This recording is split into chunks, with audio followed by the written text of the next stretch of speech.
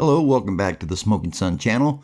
I'm working on a new series that will cover serial killers from each U.S. state. I previously covered Alabama, California, Kansas, and Illinois.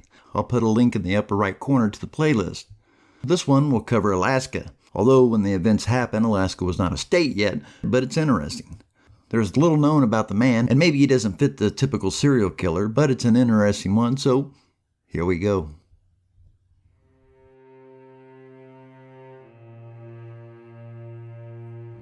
During the initial decades of the 20th century, an enigmatic trapper plagued the upper watersheds that flowed into Bristol Bay and the Kuskokwim River.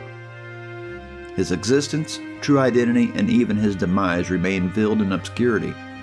Historical records suggest that he might have been of Yupik origin and attributed to him a multitude of murders, primarily targeting trappers and prospectors who encroached upon his expansive domain.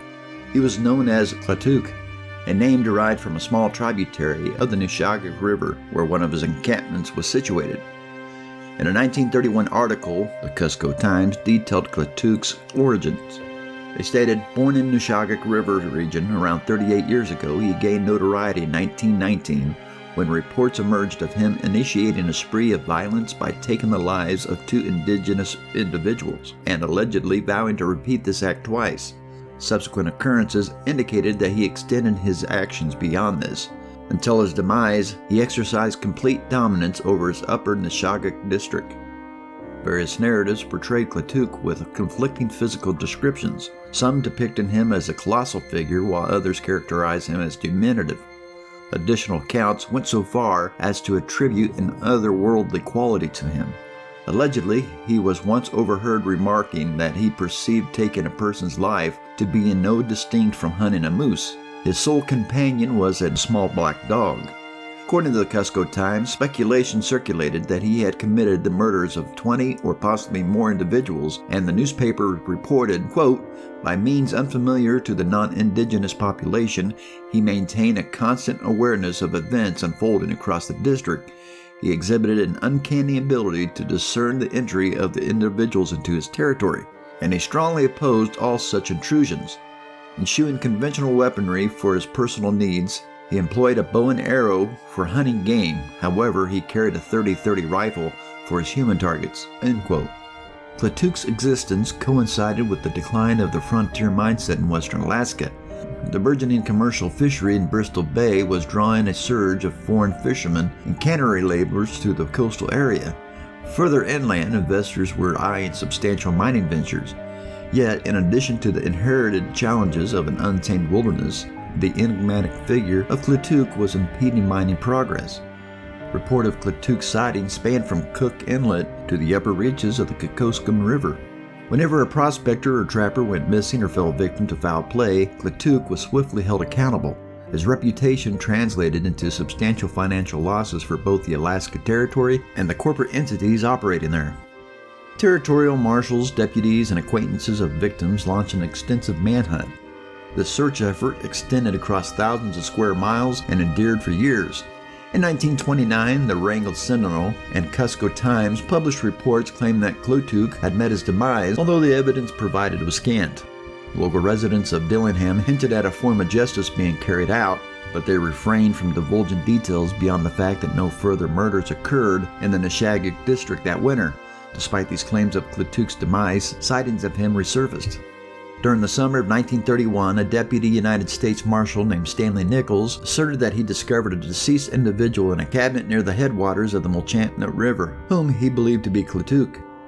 Under significant pressure to resolve the case of the elusive trapper and contribute to regional development efforts, Nichols stated that Klutuk appeared to have passed away due to natural causes. However, many suspected that Nichols' report was intentionally falsified. Regardless, official authorities declared Klutuk deceased. This news was greeted with celebration in newspapers across Alaska. A year following Klutuk's purported demise, another mad trapper emerged, sparking a media frenzy and captivating the public's interest for decades to come. Referred to as the Mad Trapper of Rat River, this individual went by the pseudonym Albert Johnson. From January 16th to February 17th of 1932, he was relentlessly pursued by Mounties through some of the most treacherous terrain and severe weather conditions imaginable. Initially suspected of interfering with other trappers' trap lines, Johnson took refuge in a remote cabin. Upon the Mounties' approach, he exhibited no compliance with their commands, refrained from speaking, and even disregarded their presence. In response, the Mounties returned with additional personnel. When they attempted to breach Johnson's cabin door, he opened fire on them. Following multiple gunfights and an intense month-long pursuit, Johnson was eventually shot and killed. He was found emaciated, weighing merely 100 pounds. Despite the conclusion of the saga, Johnson's true identity remains a mystery. However, unlike Klutuk, he became the subject of numerous articles, at least 10 books and even movies, one of which featured Charles Bronson portraying Johnson. The enigmatic mystery surrounding Klutuk persists, leaving us to ponder why the media hasn't exhaustively delved into the depths of his legend. Scant information has been divulged about him, and the media seems to have refrained from capitalizing on the story to its full potential. A solitary book, published in 1990, dedicated a chapter to Klutuk called North of Sun, A Memoir of Alaskan Wilderness by Fred Hatfield. This memoir has become an Alaskan classic, even though Hatfield's inclination to weave a captivating narrative occasionally took precedent over the strict adherence to the truth. Hatfield's Alaskan travel commenced in 1933, a couple of years subsequent to Klutuk's official demise. He engaged in trapping activities near Tagoic Lake, where he also undertook roles at a liquor store and as a further trader in Dillingham. Later on, he ventured into commercial fishing from a sailboat within the Nishagak district. It was in 1936 that an elderly local named Butch Smith approached Hatfield, suggesting that the Wood-Titchik Lake region could offer prime trapping opportunities. However, Smith warned him that such an endeavor might entail risks and dangers.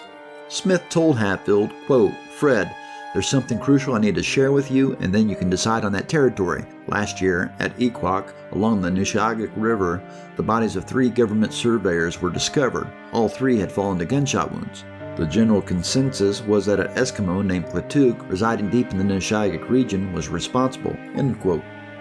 Continuing, Smith conveyed his belief that Klutuk likely maintained a winter camp about 40 miles from Hatfield's intended trapping site.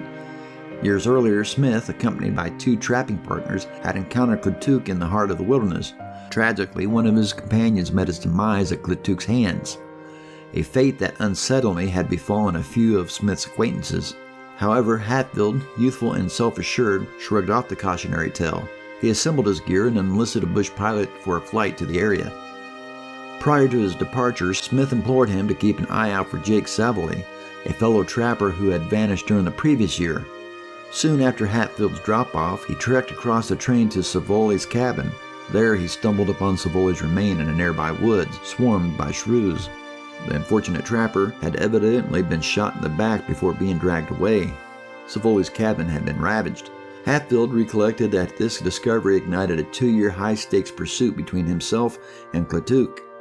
During the initial winter, Hatfield's vigilance was so intense that he refrained from setting any traps. 2 springs later, 1938, Hatfield decided to take action. Prior to departing from his summer fishing endeavors in Bristol Bay, he left a can of tea sugar laced with strychnine in his cabin.